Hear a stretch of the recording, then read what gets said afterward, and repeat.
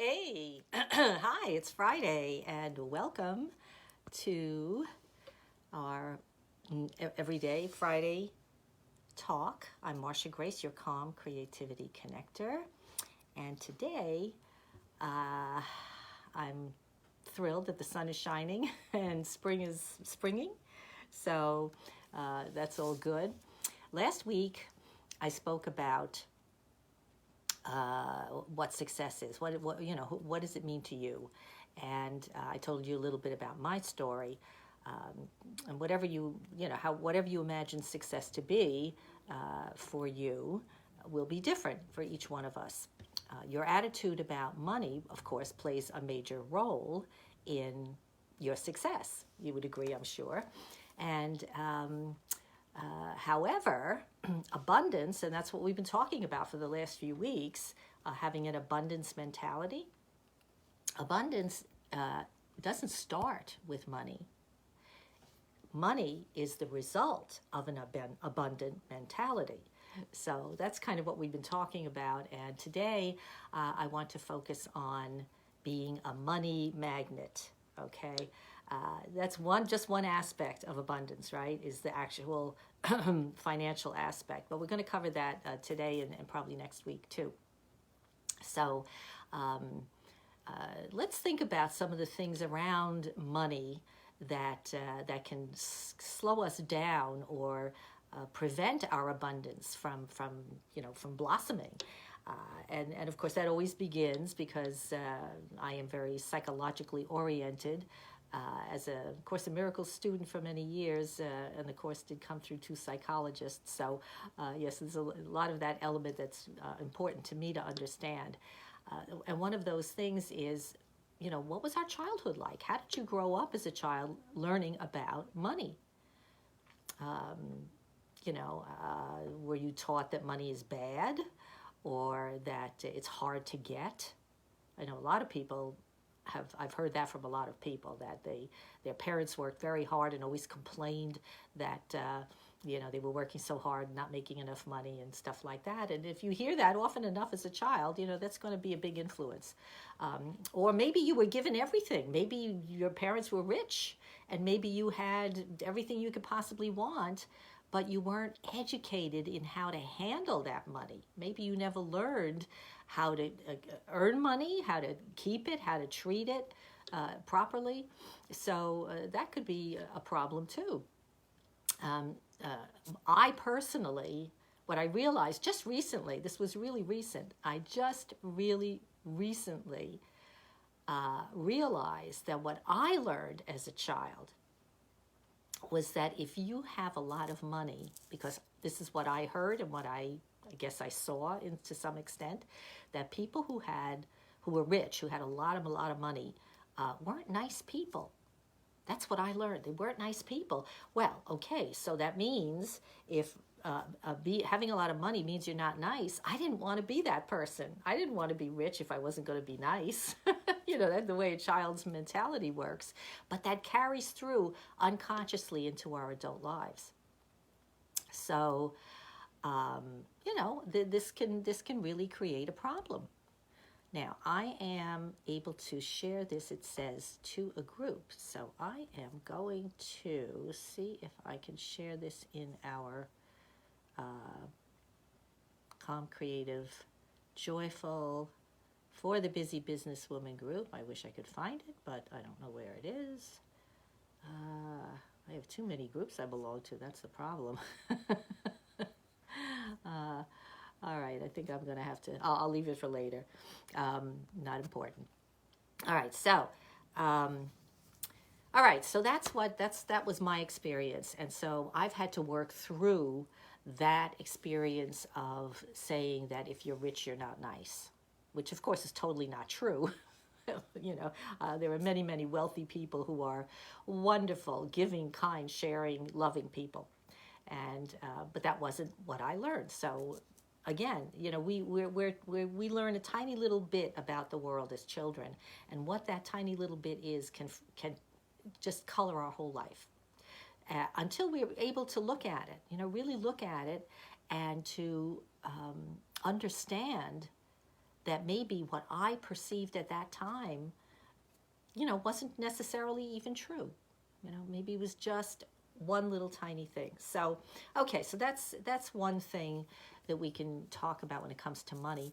Another one is, often I've heard people say that they feel, like if they earn a lot of money, that they feel kind of guilty about that because, there were so many people in the world who were suffering, and there's so much pain, and kind of makes you feel guilty when you don't have any of those problems, when you have everything you could possibly want and more. So that's a fallacy, of course, because first of all, abundance and happiness is an internal experience. So we can't give that to other people. We can't force other people to feel abundant and be happy. But what we can do is be an example, to show whether I have a lot of money or I have a little money, whatever I have, whatever my living conditions are, if I can express my sense of my internal abundance, that's a teaching experience that I share with other people. So, there doesn't have to be any guilt at all in relationship to that. Besides, if you're wealthy, you can share that wealth with other people and help those who need help. So there's a great benefit there in being wealthy, is there not? So, so even if you believe that you deserve, and this is another thing that, people will say, oh, I know I deserve to be wealthy, but it's just not happening. It's just not happening. And so I would say, well, maybe you, maybe you just, you're not working. You're not doing the work. You think it's supposed to just kind of happen. It's just, well, I deserve to be rich, and here I'm waiting. Let it come. Oh, hi, Margaret. So glad to see you here. Oh, I miss you.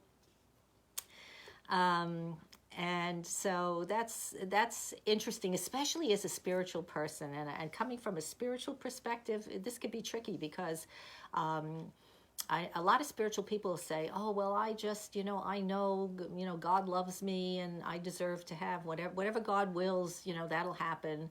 And they just kind of sit back and wait for something to happen. And I don't really see it that way, because what I know is that my spirituality teaches me that I have to work to remember my spirituality. I have to work at it, because it's all too easy to fall into that ego mindset that's all about me, and about, worry and fear and all that kind of stuff. So it takes work. It takes work to work at my spirituality that says, yes, I do deserve. And also what I know is when I work on my spirituality, which is partly a good part of, through my morning process that I teach people, which I call meditative contemplation. Through that process, I receive, guidance that says, do this, do that, go here, talk to that person. So it's very active. Okay, it's very active. It's having an abundance mentality is active.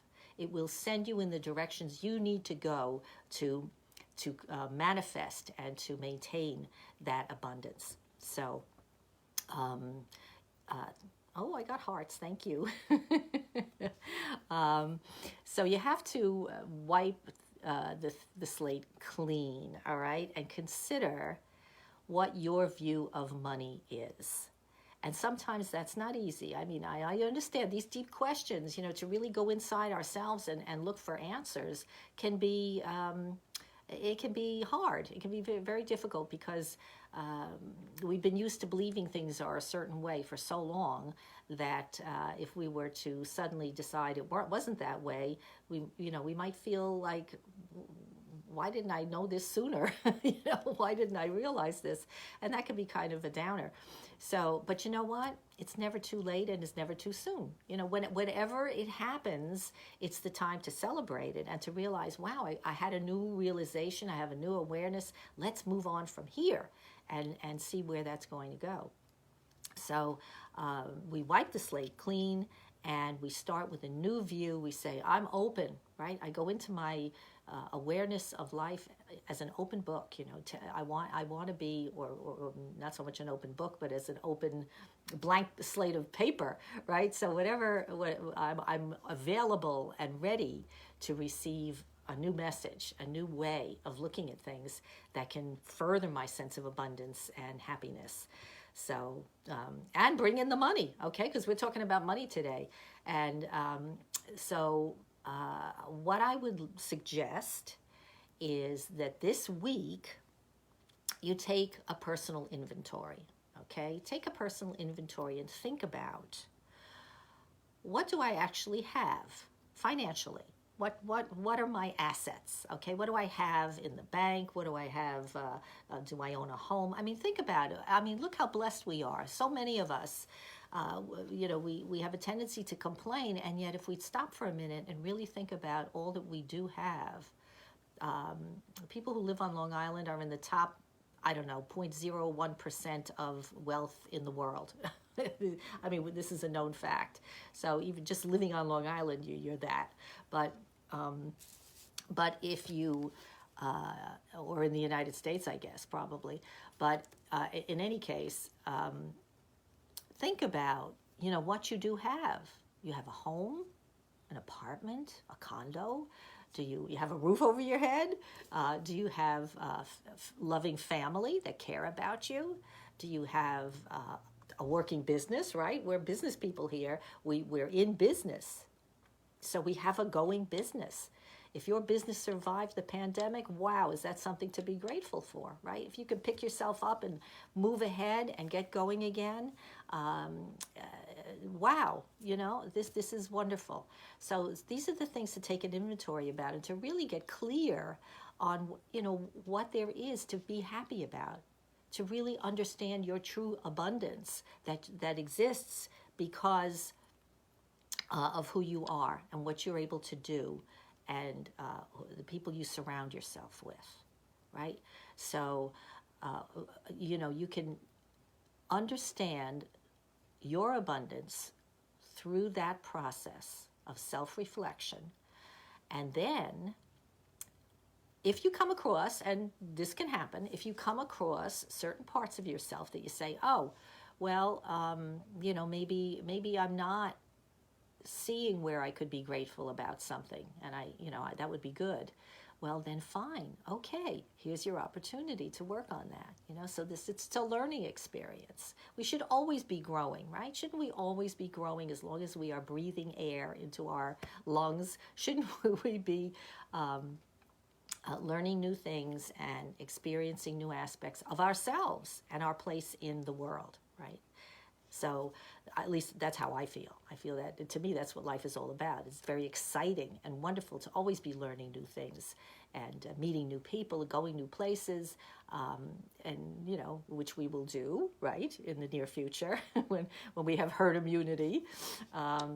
So that's what I want to talk about, because the way you get to be a money magnet is all about your internal experience.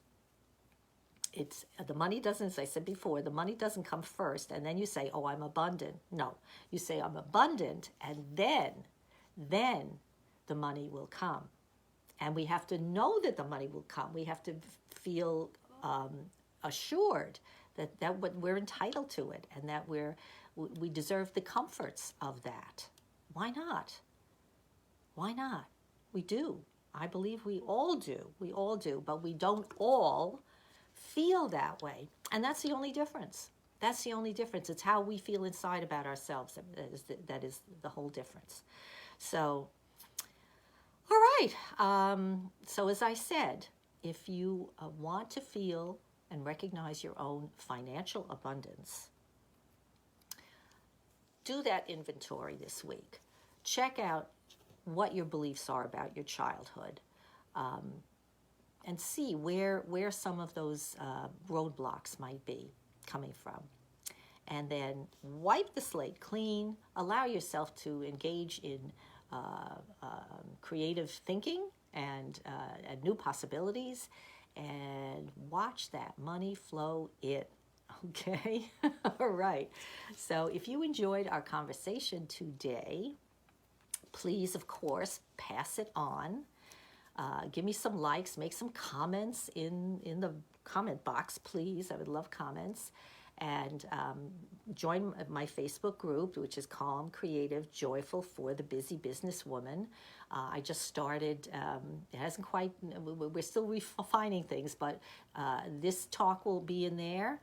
And you will find on Mondays an affirmation. Monday is Monday affirmations, and then Wednesday will be a guided meditation. There is one there now. I don't know if it's quite up and running yet, but you'll get that on Wednesdays. And I have other surprises coming. And of course, I'm always open to suggestions, because the whole idea of this group is to help and nurture each other as business women, to help us to find ways that we can support one another. That's my whole purpose there. So please come join us and participate. Okay. So, all right. Have a beautiful weekend, a beautiful week ahead, and remember, everything always begins with a thought. So keep those thoughts light and bright. All right. Blessings until next.